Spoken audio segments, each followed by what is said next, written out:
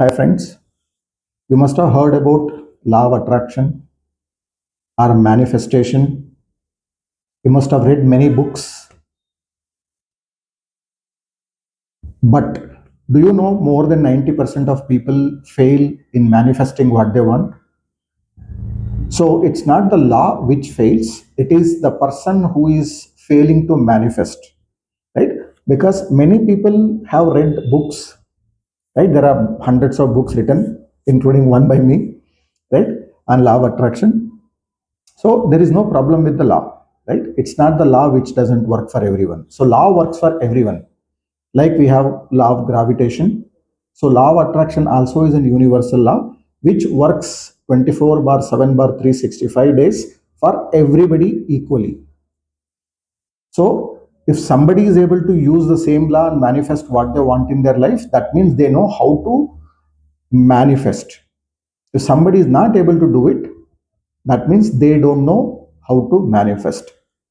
Just reading a book or trying half-heartedly and expecting the result is not going to help. You need to understand the law in depth, which is very easy, right? If you apply your mind. And then with consistent effort, if you can use the law, you will be able to manifest most of the things what you want in your life. So this series of law of attraction, right, which I'm going to explain a lot of concepts, right? What is law of attraction? How to manifest, right? What is the difference or the relation between, so heart and brain?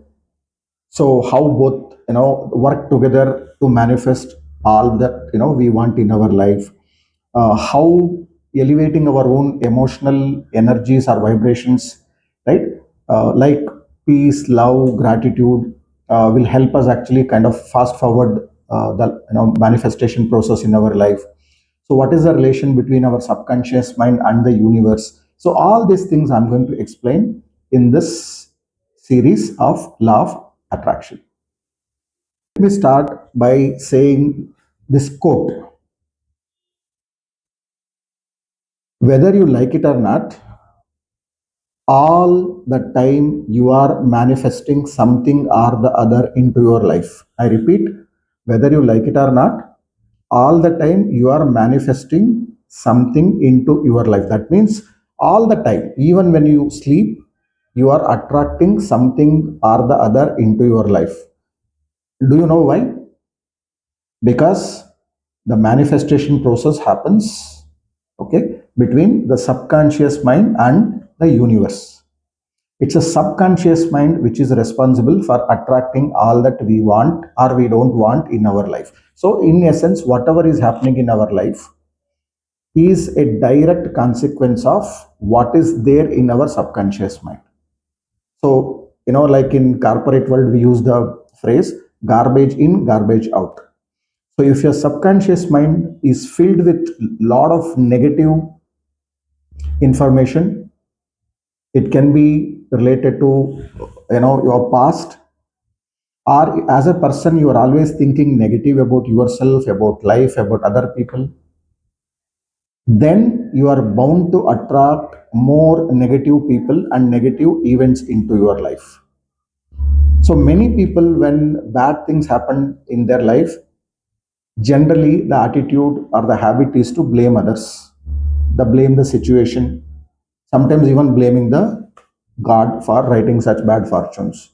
They don't realize it is their own making. It is their own consistent negative thinking which is responsible for their bad future, right, or the present. So simple. If you want a bad future, then continue to think negative. If you want to change your future, change the way you process your thoughts in your mind. That means first change your thoughts, because what you think today will become your future. Whatever is your present, your today is a consequence of what you were thinking till yesterday. So it's your thoughts which is directly responsible for your present and future. So start taking responsibility of whatever is happening in your life. It is you who is attracting all that what is happening in your life and nobody else. And it is only you who can change your future for better if you want a better future. Again, nobody else can help you. So, if you seriously believe in the process of manifestation or law of attraction, then first you have to accept that your present is because of your thoughts till yesterday, and you are writing your tomorrow by thinking about it today. So you decide what kind of future you want and accordingly change your thought process in your mind. You must have seen many people manifesting what they want in their life very easily, very smoothly, without too much of resistance. Whatever the kind of clientele or friends or relationship they want, they attract easily. Money and wealth, they attract easily. So, like this, you must have seen some people, they don't have too much of resistance. Everything happens in their life very easily. And on the contrary, you must have also met few people who put lot of effort, but still at every stage of their life, they are only encountering more resistance, more roadblocks, more challenges, more hurdles. I'm sure you would have seen both type of people.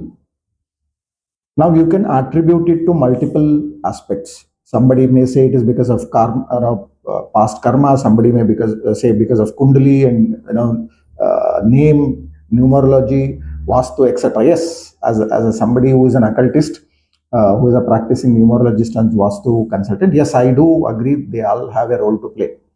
But I am here only talking about how you are responsible for your present and future directly. So all those people who are able to attract what they want easily without too much of resistance, in their mind they are very clear. So there is no resistance, there is no doubt. So whatever they want, they think about it very clearly, and also in their heart they are able to produce the corresponding elevated emotions. So just thinking alone is not enough. Your thoughts has to be equally supported by the corresponding elevated emotions. Now, if this is not happening, then most of the time, as I said earlier, 90% of the time, people fail to manifest. Let me just give an example. Somebody like me, like a life coach or an NLPer must have told, keep writing affirmations. Right? I'm attracting money. I'm attracting money. Money is flowing into my life easily. So you decided to write affirmations every day, right? You are also thinking that money is flowing into your life easily, smoothly, but you may not be still attracting money. Do you know why? Because when you are thinking, if your heart is not feeling that you are going to become rich, if your corresponding elevated emotions is opposite to what you are thinking, then your thought will not become the reality. Let me just explain again. In your mind, you are thinking, I am attracting money. But in your body, in every cell of your body, in your heart, the emotions are exactly opposite. Your body is not accepting what your mind is saying. Your heart is not accepting. That means you are not going to manifest that what you are thinking in your mind. So it is very important to understand how both your heart and mind has to work together. Whatever you think in your mind, your heart also should produce the corresponding emotions. Means when your mind is saying I'm becoming, rich, I'm attracting a lot of money, you should feel good about it. You should feel as though yes, money is already flowing. Only then actually you will attract more money into your life. So I will explain more about this as I move forward. But remember, at this stage, just thinking alone is not enough. What you think is what you become, right? But what you feel is what you attract. You have to feel to attract. So it is the emotions which is playing a very very crucial role in our life. If your emotions are negative most of the time, no matter how hard you think in your mind, no matter how many times you write affirmations, it is not going to help you. So remember, emotions are extremely important. Emotions are the wings which will make your thoughts fly into the universe, right? If your thoughts are like, let's say, plane, it needs the wings, and the emotions gives the wings to your planes, the thoughts, to fly into the universe, which will convert the ether into the physical reality. Now what is this ether? Ether. Now ether is like a raw material. Just to give an analogy, right? Let's say, for example, rice is raw material. You can take that rice, right? And then you can prepare anything. You can prepare bisibele bath, you can prepare palav, you can prepare anything you want using that raw material, right? Similarly, ether is that invisible energy which is there across the universe. There is nothing called void, there is nothing called as empty space. The entire space in the universe, which we can't see, right? We see only empty space, but that empty space also is filled with invisible energy matter called ether. It is that raw material. Using that raw material, you can convert anything you want. You can attract anything you want. For example, let's say you want to buy a car and you want to manifest, right? A car. Now, what is the raw material of the car? That's separate. Leave that. In your mind, what you have to do it first, think about which car, which brand, which make, what is the color, what is the kind of transmission. You can also probably think of few important features you need in that car. So once you think very clearly, you should also feel good. You should feel that yes, actually I can buy this car. You should feel in every cell of your body, which starts from your heart. And you should also visualize you buying that car, probably taking your family and doing a test drive, and then probably after owning, driving your family, right, for a long drive. So essentially, manifestation has three parts. First, obviously, starts in your mind in the form of thought. In this case, it is buying a car. And once you start once you start thinking, right, you should feel in your heart, yes, actually, I can buy this. The corresponding elevated emotions has to support the thought that indeed I can own this, I can buy this. And third, you need to start visualizing the color, the make, the features, the brand. As I said, maybe you driving, touching, right, the steering wheel, going for a long drive with your family, etc. So all these three things, the thoughts, the feelings, and the visualization, when you do together, that is the time you can actually manifest most of the things you want in your life. So remember, what you think you become, what you feel you attract, and then what you imagine you create. So as somebody told, if you can see it, you can do it. You have to see it in your mind. I repeat, what you think you become, what you feel you attract, and what you imagine or see in your mind, you create it. So manifestation is a combination of all three things. That is why I told you 90% of people fail to manifest because they only stop at just thinking. They find it very difficult to feel, or they are not able to visualize. So if all the three are not done together, then most of the time your manifestation will fail and you will not be able to attract what you want in your life. Now let me say one more thing.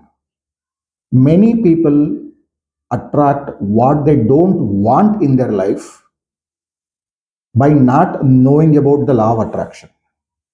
I repeat, this is very important. Many people, or most people, including us, including me, we attract what we don't want in our life because we don't know that there is a law called law of attraction. And there are people who know, but still they feel it is not working. So they also end up attracting most of the time what they don't want in their life. So not knowing the law or not following the law is not an excuse, because law is at work all the time. So if you don't know how to attract what you want consciously, then subconsciously you will end up attracting what you don't want in your life. And this is a case with most of the people. By thinking about something which we don't want, we attract that into our life. And then we blame other people and situation. But who is forcing you to think? So if you don't want something to happen in your life, first stop thinking about it. Wherever attention goes, energy flows. By thinking about a particular person or an incident which you don't want in your life, you are diverting all your energy towards that person or the event. And then that comes to your life, into your life as reality. But who do you blame after that? The person or the situation. That is why I said, if you want to manifest something, if you want to practice law of attraction in your life, first and foremost thing is start owning the responsibility, start taking responsibility of your own life. It's you who is capable of manifesting or attracting what you want in your life most of the time. So if you own that, yes, you can do it, you can become a co-creator. I repeat, co-creator. We are not creators. There is a creator somewhere who has created all of us, including the universe. But that creator has given us the power to co-create.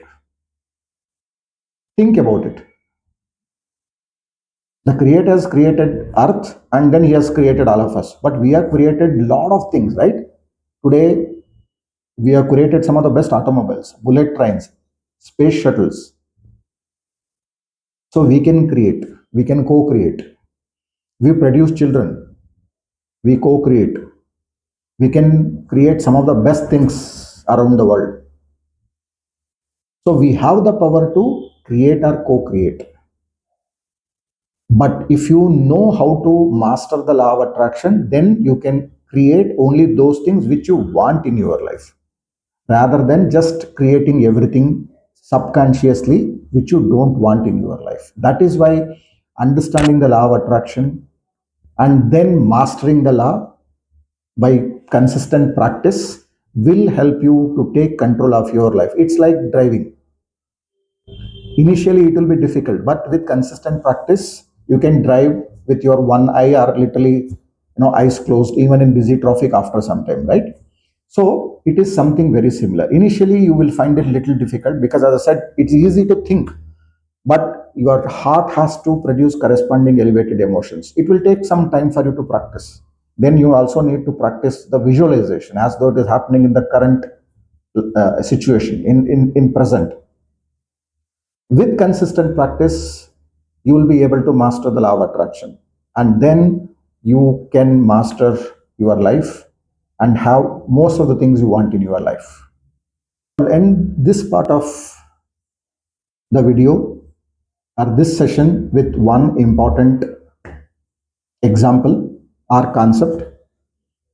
Just think, what is the predominant emotions you are going through most of the time every day in your day to day life? I repeat, just think.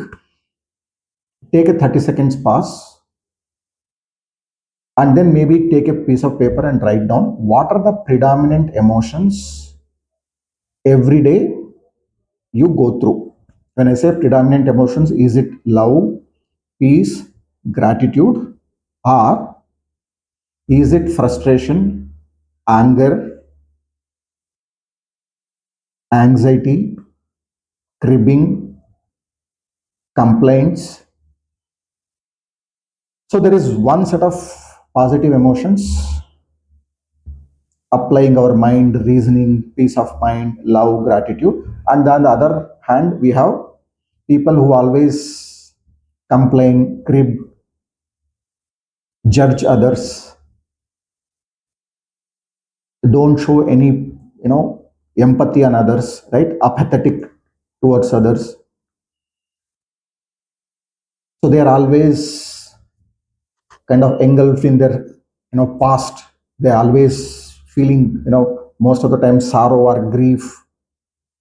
So you think, what are your predominant emotions? Either this or this.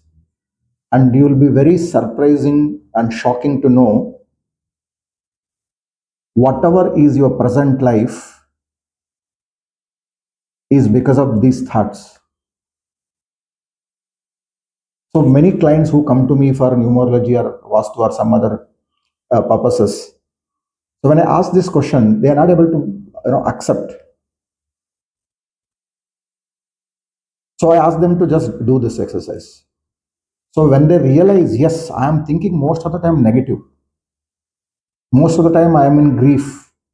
I always judge others. I complain. I don't take ownership. So by just changing your emotions, you can change your life. I will explain more about this in the other part. So first thing, watch out for your emotions, because what you feel, you attract. Most of the time, if you're feeling negative, if your emotions are negative, then obviously you will attract more negative people and situations or events into your life. Just change the emotions and life will change. So rest of the things I will explain in part 2. So don't forget to subscribe and continue to watch part 2 and part 3 as well. All the best.